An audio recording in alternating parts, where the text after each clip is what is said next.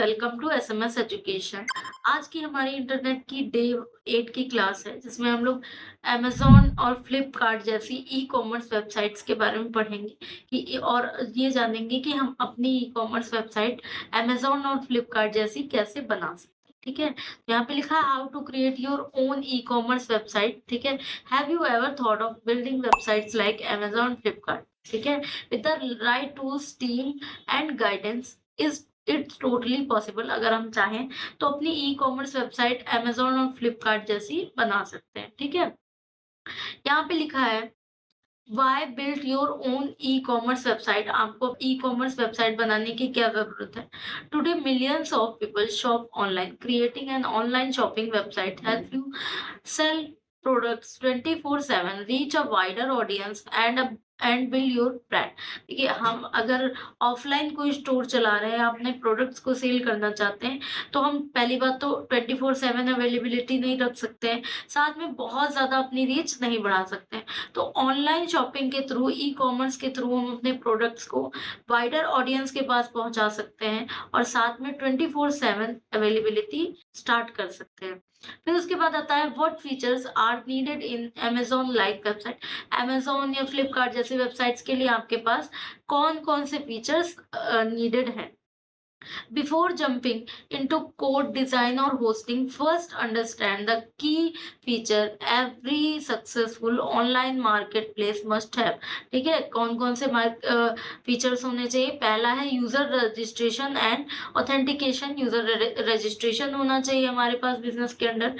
Product catalogue system, product का catalogue system होना चाहिए हमारी वेबसाइट पे, जैसे लिस्ट करना, सर्च करना, शॉर्ट फिल्टर, ये सारी चीजें करना। Shopping cart integration, shopping cart का हमारे पास इंटीग्रेशन होना चाहिए, कार्ट हमारी अपनी होनी चाहिए। सिक्योर्ड पेमेंट गेटवे सेटअप, अगर हमें पेमेंट हम ऑनलाइन रिसीव करेंगे तो उसके लिए पेमेंट गेटवेज होने चाहिए, सिक्योर्ड होने चाहिए। ऑर्डर ट्रैकिंग मैनेजमेंट, हम अपने ऑर्डर को ट्रैक कर सकें। एडमिन डैशबोर्ड, एडमिन के पास, जो वेबसाइट का एडमिन होगा उसके पास अपना डैशबोर्ड होना चाहिए जिससे वो अपनी वेबसाइट को कंट्रोल कर सके। मोबाइल रिस्पॉन्सिवनेस, आजकल आज के टाइम पे सबसे ज़्यादा ऑनलाइन शॉपिंग मोबाइल्स के थ्रू होना चाहिए, तो हमारी वेबसाइट मोबाइल्स पर रिस्पॉन्सिव होनी चाहिए। रिव्यू एंड रेटिंग सिस्टम, हमारी साइट पे रिव्यू और रेटिंग सिस्टम होना चाहिए। Inventory and vendor management for multi vendor market places. ठीक है? इन्वेंट्री मैनेजमेंट होना चाहिए। वेंडर मैनेजमेंट, अगर मान लीजिए हम दूसरे ब्रांड्स को भी सेल करते हैं अपनी वेबसाइट पर, तो उसके लिए उस वेंडर मैनेजमेंट भी होना चाहिए।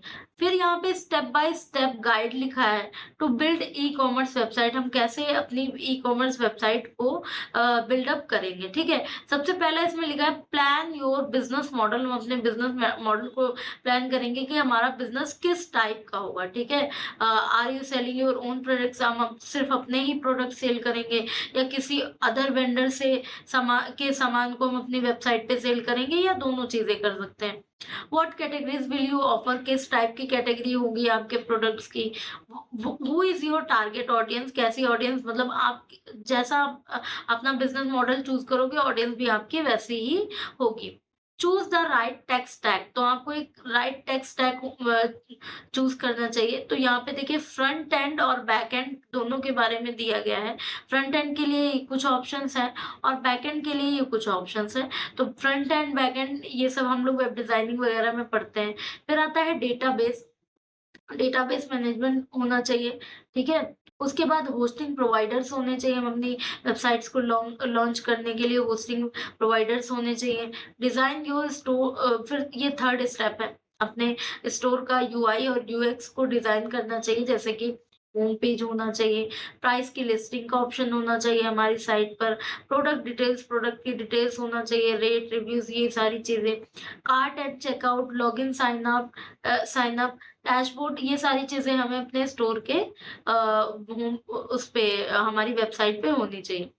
Use tools like Figma or Adobe XD to design your e-commerce website from scratch। तो अपनी अगर आपको ई-कॉमर्स वेबसाइट बनानी है तो ये कुछ टूल्स हैं, आपको इनका आप इनका यूज़ कर सकते हैं। फिर फोर्थ है develop the front end and back and. अपने वेबसाइट का फ्रंट एंड और बैक एंड डेवलप करना है। फ्रंट एंड के एग्जांपल दिए गए हैं, ठीक है? फ्रंट एंड के लिए react.js, बैक एंड के लिए हमने ऊपर पढ़ा है इनके बारे में।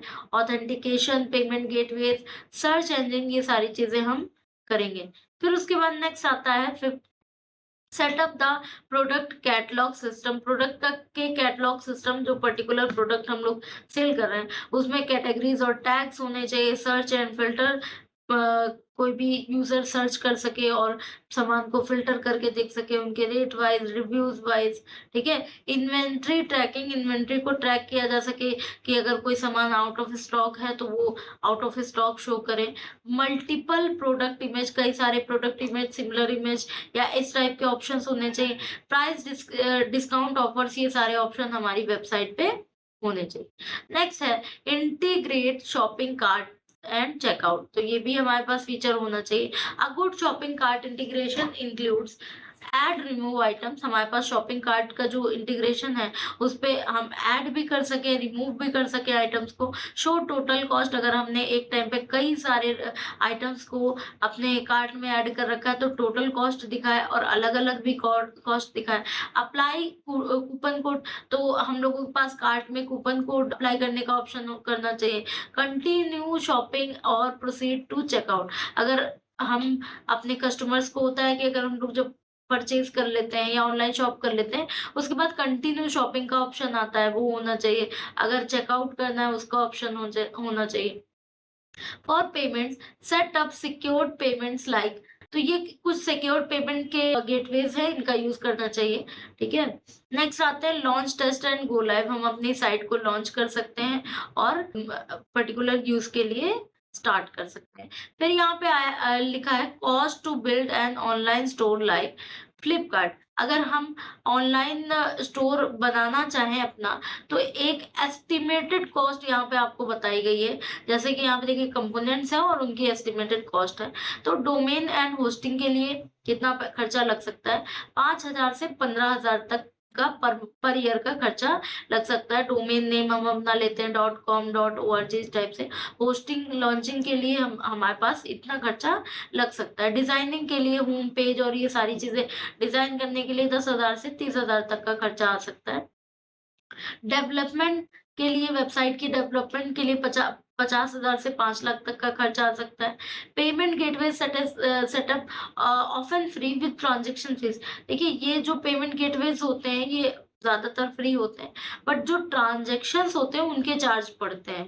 फिर maintenance and update 5,000 plus month per month, ठीक है? 5,000 ये थोड़ा उससे ज्यादा भी लग सकता है, ये पर मंथ की कॉस्ट बताई गई है। तो आज की क्लास में हम लोगों ने अमेज़न और फ्लिपकार्ट जैसी ई-कॉमर्स वेबसाइट्स को डेवलप करना और उनके बारे में, उनके फीचर्स और उनकी प्रॉफिट वगैरह हमने सीखा। आज की क्लास में हम लोगों ने ई-कॉमर्स वेबसाइट जैसे कि अमेज़न और फ्लिपकार्ट, इनके बारे में पढ़ा है। मिलते हैं नेक्स्ट क्लास में।